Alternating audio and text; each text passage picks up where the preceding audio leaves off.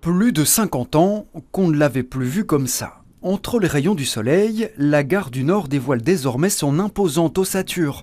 210 mètres de long, tout en béton.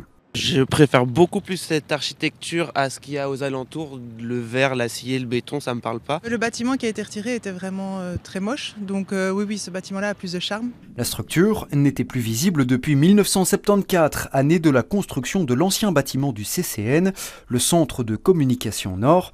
Aujourd'hui démoli, il laisse place à cette gare presque oubliée, conçue dans les années 30. On voit qu'elle est vraiment dans un très beau style moderniste, pas du tout brutaliste, il y a encore des efforts de décoration, elle est en béton armé, c'est assez exceptionnel pour l'époque, c'est dans la tendance, mais elle est aussi recouverte de plaques de pierre, il y a une verticalité, il y a un jeu avec les ouvertures, les baies, et donc c'est architecturalement parlant, c'est un bijou cette gare du Nord. Mais la structure risque de ne pas rester aussi visible très longtemps. Plus qu'avant certes, mais pas autant qu'aujourd'hui. Le projet immobilier Nord-Bruxelles prévoit la construction de 4 tours comprenant principalement des bureaux, mais aussi des logements et des commerces. Ce qu'on sait très bien aujourd'hui, c'est que le quartier Nord, il a besoin d'être de nouveau habité.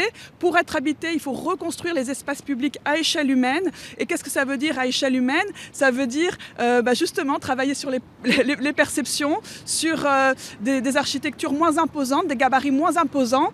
L'ARO, association qui milite pour la préservation du patrimoine bruxellois, et des habitants comptent se mobiliser prochainement.